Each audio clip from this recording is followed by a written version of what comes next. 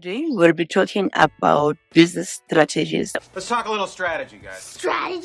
Why are we learning about business strategies? First, what is a strategy? Strategy is the action plan. Definitely, as a business or as individuals, we encounter different challenges, different problems. So you need to be very creative. You need to come up with a plan of solving what. I might be driving you to school.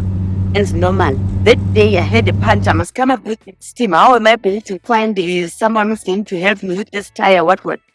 Life is about challenges. So generally in life, you have to be very much creative. You don't know what's going to happen when. As I made an example about the car, you might have a flat tire right now. You need to come up with ways on how you're going to make sure that you reach your premises that you wanted to reach. So now in this topic, we'll be talking about strategic management process. Businesses, they've got a format of drafting a strategy. So now we've got two options that are given. So we are going to talk about those two options. Firstly, in option one must have a clear vision and a mission of that enterprise. One must understand that clear vision or objectives of that enterprise, firstly. Where are we going? And then secondly, one need to identify the weakness, the strength by conducting environmental scanning. And then point number 3, the tools that we're using when we scan the environment, we've got 3 tools. Remember, we've got 3 environments that we usually talk about from pre-10. We've got micro environment, we've got market environment, and then we've got macro environment. Now, in micro environment, it's a business itself, the thing that are within the business. The business has the full control over those variables that we find in micro. Remember that. And then in market, it's just after the business. We've got competitors, we've got suppliers, we've got customers. Those will be the challenges that are just after the business. And then in the last environment, remember, we've got, that is a giant one. Those challenges that we find under macro environment, the business cannot control. And I can't control that. They are above what the business can do. For example, the challenge that we are very much familiar with, COVID. Do you remember we were the COVID-19 2020? Now that challenge, it was an environmental challenge. As a business, even though you didn't want to have that, you were having it because of a nature storm. Those challenges that the business cannot control. Like for example, economical one, when the increasing of rent, the dollar maybe decreases or the dollar, you cannot control some of the things. So now we've got different strategies that are used, industrial tools that are used in micro. The industrial tool that we use, it is the SWOT analysis. And in market, the tool that we use, that we call it Potter's Force 5. And then in macro, the giant one, we've got Pestle. We are using those industrial tools. We sit down, we scan the environment, we see exactly where is the challenge. We are going to give a correct solution for that. Then we go to number 4.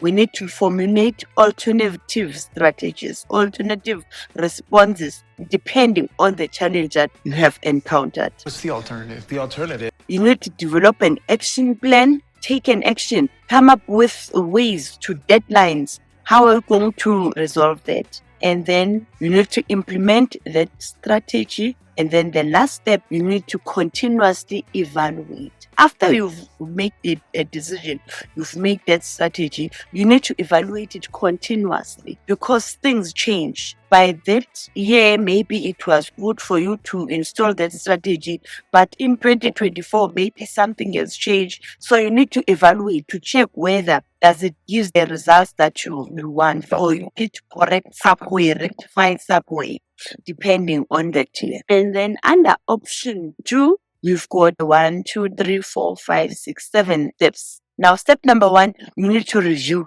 It is very much similar. We need to review the vision statement of the business. We need to know the vision, the mission of the statement, number 1. Number 2, we need to re-examine the mission statement, analyze it. And then step number 3, you need to conduct the environmental scan the environment using what? Those industrial tools. Remember the industrial tools? I said it's SWOT analysis, Pestle and Potter's 5 forces. Those are the industrial tools that we use to resolve the problem. And then after that, we formulate the strategy, such as defensive strategy, depending on the challenge. And then after that, you implement the strategy. And then after that, you control, you evaluate, you monitor that strategy. The results are you going to get the results? You need to monitor whether you are going to get the feedback that you are expecting. And then the last one, you need to take corrective measure to ensure that the goals are met, the objectives of the enterprise are met.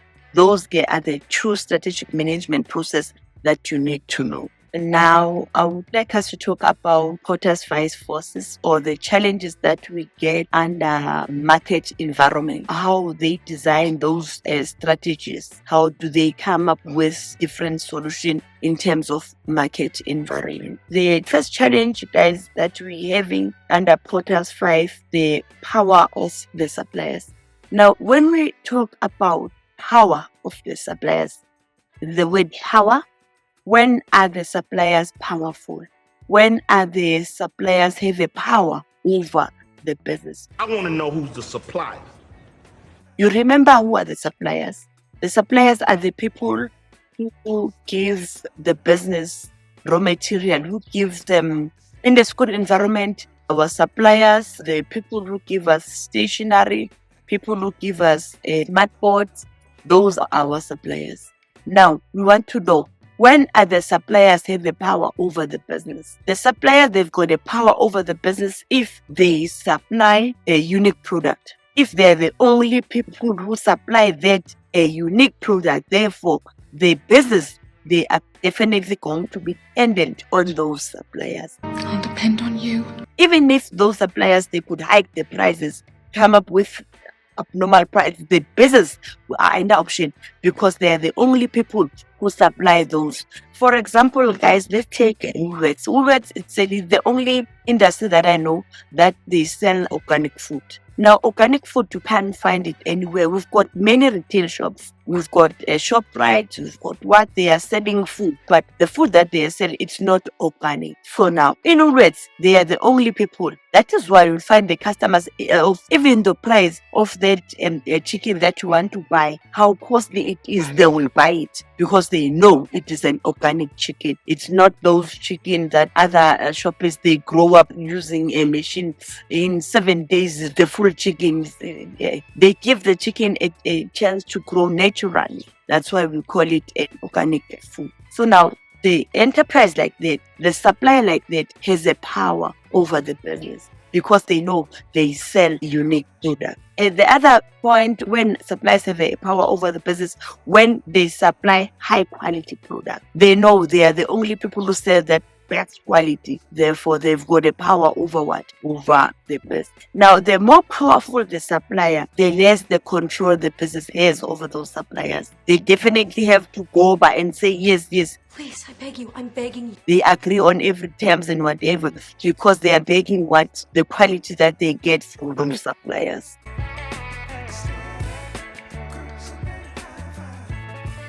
And then let's go through the power of the buyers. Now, when we talk about power of the buyers, when are these buyers have the power over the business? I have the power! The buyers are the customers. When are these buyers? When are these customers have a power over the business? Usually, the buyers, they've got the power over the business when they buy in bulk. When they buy in bulk, they are going to come take their terms on the business. Now, the business will agree on them, will listen to them because they want that money. They know that if you can leave that customer, where are we going to get the 20,000? For example, Somizi enter this tin shop. They know that if Somizi leave our shop, we're definitely going to be 100,000 rich because it's going to buy this shoes, that what. So now, Somizi will have a power over what? Over that shop, over that business, because he's going to buy in bulk. He's going to come up with lots and lots of funds.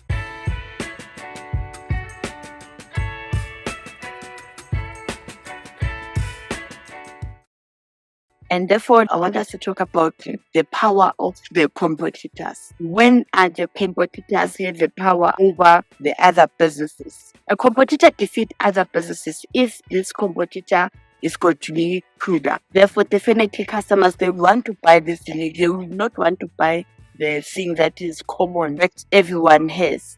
One will want something that is unique. Therefore, that competitor has got the power over these other competitors. They really are quite unique. The business with many competitors in the same market, they've got little power over the market. Like, for example, during our break time, we've got Abu Kosi there, the mama who are selling food for us. Now, usually they are selling similar stuff. The other one selling chips, fruits, and what they are selling similar. Now, they don't have a power over the customers because they are selling similar things. Instead, the customers, they bargain How much is this? the price. They go to check with this banana is better. Let me go. So now they don't have a power over their competitors.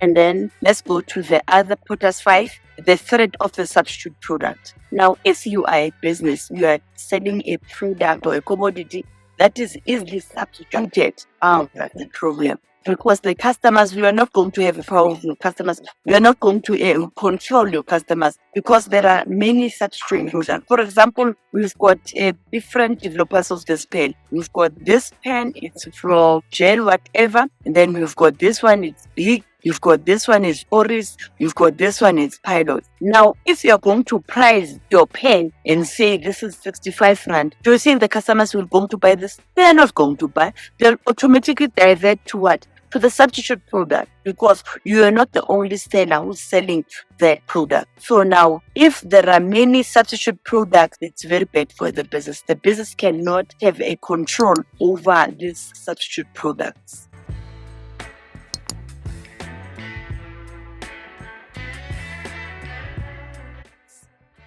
And then the last power that we'll be talking about, the threat or the barrier to enter the market. Now, when we talk about the threat or the barrier to enter the market, now, if it is easy for one to access the particular market, everyone can enter because it's easy. Like, for example, we're talking about Abu Mkosi. If you want to sell as Mkosi, you just have to have a startup cost, then it's finished. As long as you've got the money to buy those things that you'll be selling, there are no formalities that are needed. You don't even have to have a trading license. So now, if it is not easy for one to enter the market, therefore it's good for the business because those businesses are going to be few. Let's take, for example, tech shops. Have you ever realized how many tech shops do we have? In a street, you'll find 2-3 tech shops, because it's easy to enter into that market. But if you take, for example, the enterprises like Garage or Shell Garage, you'll find it's not because it's costly to have that. It's not everyone who's got enough funds to enter into it. That is a barrier to enter the market. If it's difficult for one to enter into that market, the good for the business, because you won't have many of those types of products. The competitors won't be made.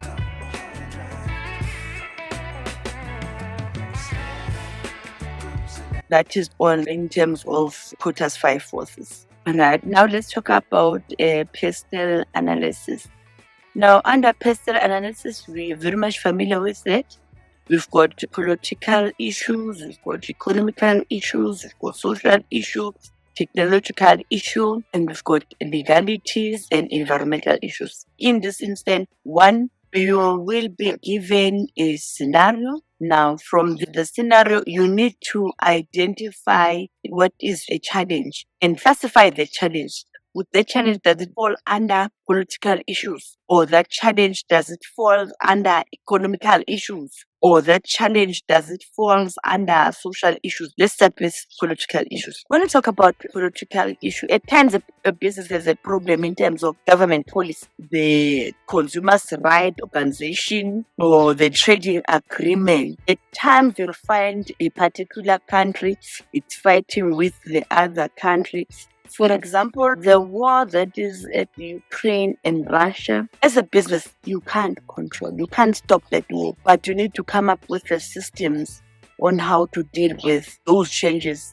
Now, because of that war that is there, now we as a country, we're depending on Ukraine and Russia for oil. So now, because of that war, the price were high. For sure, it was costly.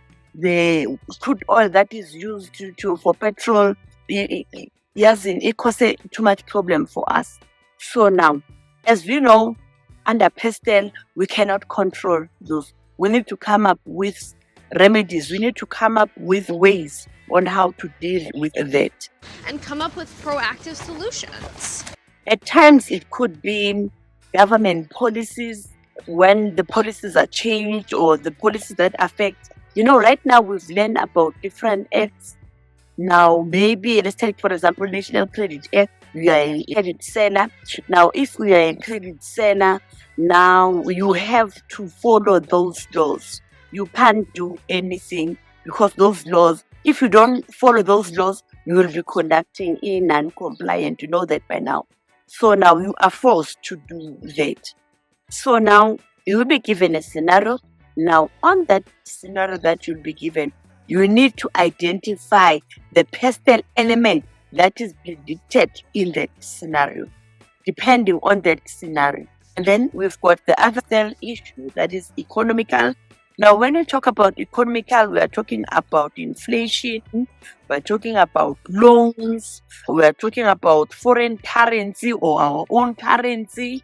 Now, we cannot control currency, but the rand should go down or go. We cannot control such. As a business, we need to come up with ways to deal with it, come up with remedies, strategy to deal with those challenges that we have. And the other Pestle issue that we have, that is social. When we talk about social, we're talking about people or the things that affect people. Affecting millions of people. We know we've got social issues like poverty, HIV and AIDS. As a business, there's nothing we can do. We can't control. We cannot say, no, we had enough now, we are tired, and no more HIV for us. We can't do that. But we need to come up with systems. At times, you employ people, young people, you employ them, train them, they become best managers and what. So now, if they don't engage themselves in terms of their sexual activities, we cannot control them. It's a social issue. So now, as a business, we need to come up with ways on how to deal with a social issue. The other social issue that we might have, let's say, for example, Pakistan, we've got Kozi, those who are selling our tech shops. They cannot, that's a social issue, they cannot talk our language.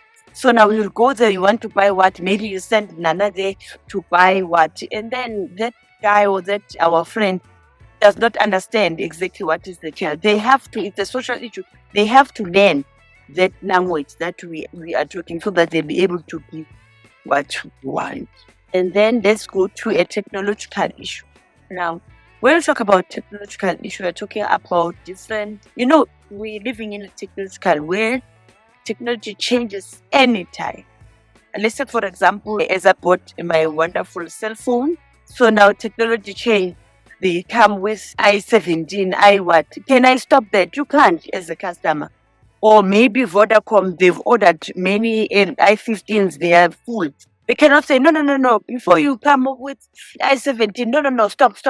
You can't come with, you cannot control the technology. You need to come up with ways to deal with the latest technology.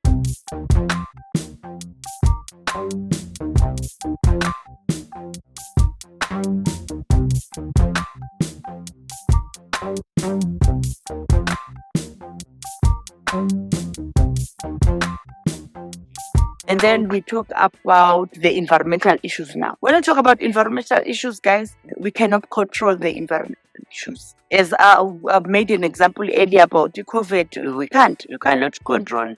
If we are going to experience floods or extreme heat waves, what we can't control. A business needs to come up with ways of come up with remedies, actions to deal with that challenge. Therefore, now we've got other types of business strategies that we're going to talk about.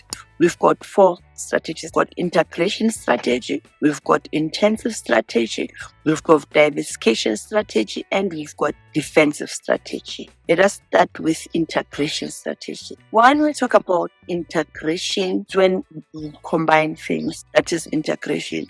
So now the businesses use this strategy for growth purpose. If they want to grow bigger, they use this types of strategies. I want this business to grow. And then integration, now depending on how do a business decide to merge? How do business decide to combine? Because of maybe, as let's say, for example, a farmer. Now, a farmer is going to plow these things and do what? Now he'll want someone to sell these items that he has, those veggies and fruits. Now he'll make an agreement with someone who's there, who's selling. Remember, we've got three sectors. We've got primary sector, we've got secondary sector, and then we've got tertiary sector. Now, the primary sector, a farmer falls under primary sector. You need to check the movement that is happening. Now, in forward integration, a farmer from being a farmer, when a farmer make an arrangement with someone who's there in tertiary, that is forward integration. But if someone who's there at tertiary is the one who's making an arrangement with someone, maybe a farmer, that is backward integration. You need to check the movement, who made that movement, on which sector that person. But if people are on the same level, we call that a horizontal integration, because they are selling the same. Maybe they are the retailers. You'll find an Egas making an arrangement with Jet. Now, because they are same industry, they are also selling similar things. That is a horizontal integration.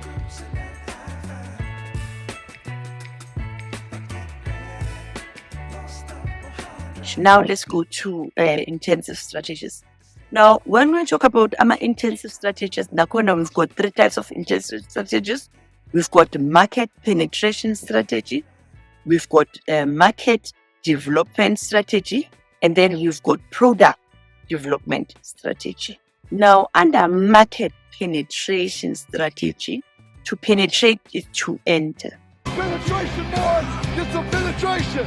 The business will come with ways on entering into this market. They are not aware that you are selling what? This water. So now, how are you going to sell this? Maybe you've developed a new washing powder. People, they are used to Omo. People, they are used to sunlight washing powder. They are not familiar with this area of yours. It's new. So now, how are you going to penetrate? Usually, the developers, what do? They decrease the price. When the price is low, then the market will buy that. The customers will buy that because it is cheap. So now, if one has bought that, when one reaches to home, watch out. Then one sees that there's no difference. Then one gets used to that. So therefore, one can buy that. Then you've entered, penetrated that market. Then let's go to market development now. Now, how do you develop a market? Maybe you are selling, as I was saying, we are selling this water. Now you want to develop a market where someone else, maybe Jimmy Steve, they don't know this water. Now you are going to develop a market where somewhere there where they don't know. We are going to sell that water of yours there at Jimmy Steve. Because we are going to develop the market because they don't know it. But here at Springs, they know this water. But at Jimmy Steve, so you are going to develop a market where they don't know this. That is market development. And then product development, it's when now you are developing, you are modifying your product. People, they know we've got the I10, I what. You modify now, you make it to be I15 now. You've changed what, you put more features, you modify. We call that product development. I've modified them. You come up with a new product, maybe, or a new dress that they didn't know. You've developed that product. That is product development. Those are the types of intensive strategies. Okay.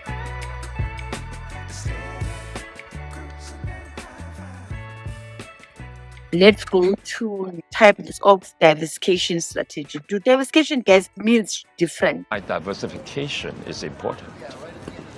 Now, we've got concentric diversification. We said all of the strategies they are for growth. You remember when the business want to grow, when the business want to become bigger. Now, concentric diversification strategy, it's when the business add a new product on the related items that they have. For example, let's take Woolworths. Woolworths usually they sell t-shirts, shorts, and what next. Now they decide, no, now and let's add swimming suits now. for people who want to go to beach. Let's make nice swimming suits. Now they are adding a product that is related to what they do. They are selling clothes, it's other clothes, but it's a swimming clothes that is Concentric. They add this product, but that is related to what they are selling. The other type of diversification strategy, that is horizontal diversification. Now, horizontal, it's when the business want to add a product, but the product that is not related to what they sell. As I was talking about Woolworths. Woolworths, they are selling clothes. Now they decided to put on grocery. Grocery is not related to clothes. Then you call that horizontal. They are adding the other product, they are growing, they are adding the other product, but the product that is not related to what they sell. Then let's go to conglomerate diversification. Now, conglomerate diversification, it's when the business is going to grow now, but they are going to add the product that is not related to what they are selling. Total different. For example, let's talk about Woolworths. When a Woolworths introduce now what airline now for people to, or maybe gym area, total different to what they do. We call that a conglomerate.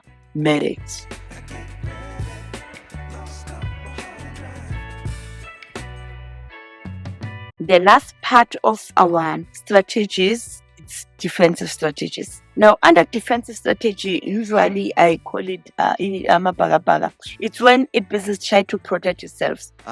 I'm going to be defending myself. It's when a business tries to save itself. Problem one, the business want to save themselves because of financial state, because of they've got financial problem. Now we are going to talk about different types of defensive strategy. The first one is divestiture. Now, divestiture is when the business going to sell the parts or the assets of the business that they don't generate profit for them. Like for example, let's say at a ShopRite, you enter ShopRite. There are certain tellers, those people who are working there. You'll find that 3 or 4 of those tellers, they don't work. Now they decide that, no, we are going to destroy this part because it doesn't generate profit for us. Or maybe we've got this Dryclean enterprise.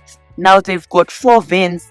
They usually use 2 vans. The other 2 assets, these 2 vans, they don't use them to transport vans from.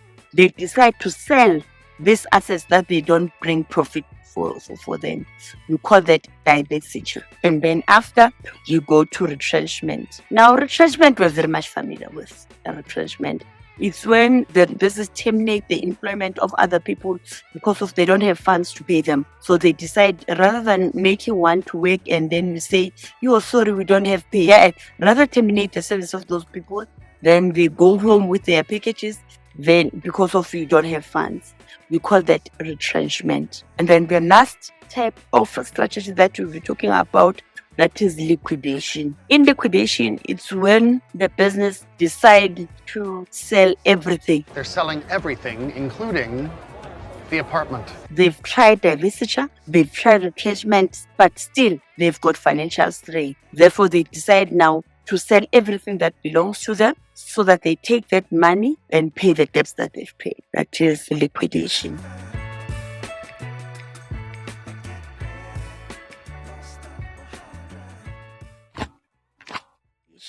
Now, how are you going to be assessed in terms of these strategies? You might be given statements, you might be given scenarios. From those statements or from those scenarios, you have to identify that they're talking about retrenchment, they are talking about divestiture, or they are talking about market penetration. You need to understand all of these 4 types of strategies.